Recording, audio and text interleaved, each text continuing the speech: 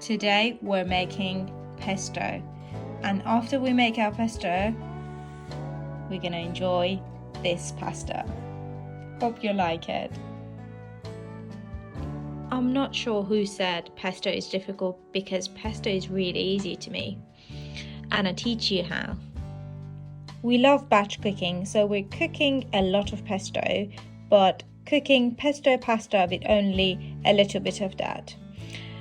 We're using 60 grams of basil, around 100 grams of Parmesan, few cloves of garlic, and 100 grams of pine nuts. So pine nuts are pretty expensive, but it's the original recipe.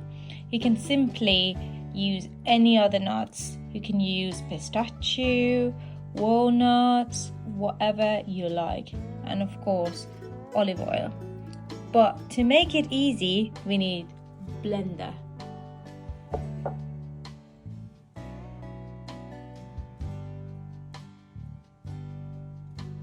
Start adding ingredients to the blender one by one.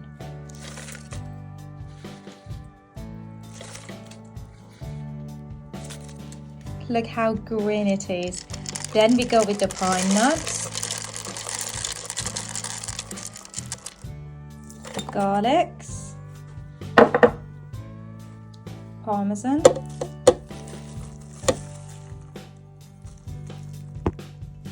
so the best way to add the olive oil is to go with tiny amount. Oh well, this is not tiny amount, I know, but to go with amount of olive oil at the beginning, and then add if you need more. But usually we go crazy with olive oil in this recipe. Now the show begins.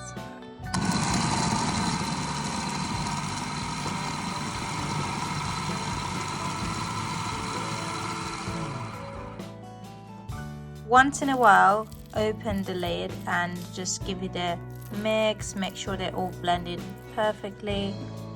For example, we think it needs a bit of olive oil, we're adding a bit more.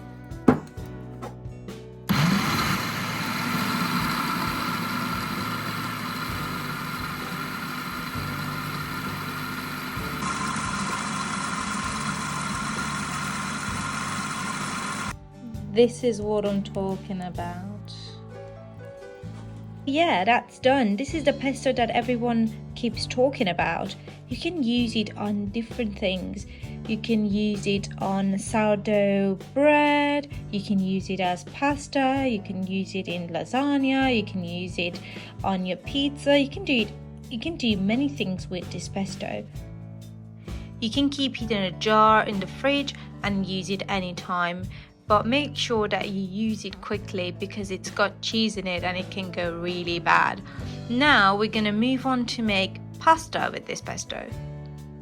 If you've noticed, we did not add any salt or pepper to the recipe, because first of all, the garlic is very strong, so you don't really need pepper, but we sometimes add black pepper to it, and also the cheese is a bit salty, so you don't always need salt. You can taste it midway and check if you need salt or not.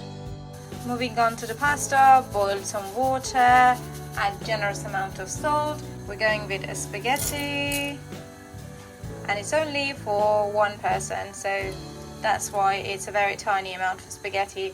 I want to teach you how you can use just a tiny amount of your delicious pesto to make that spaghetti. Once drained, we're going to add a little bit of the pasta water.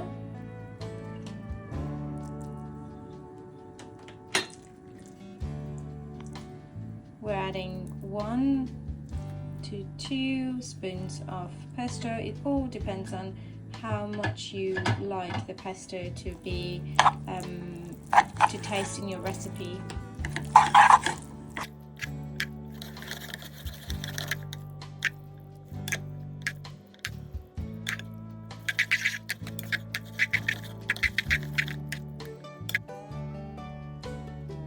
Let's serve.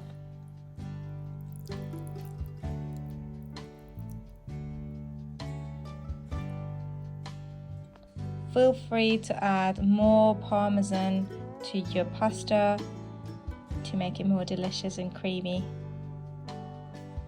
So this is the outcome of this delicious pesto pasta, and this is our pesto. Hope you've enjoyed this recipe and make it at home. As you can see, pesto is much easier than anyone would imagine.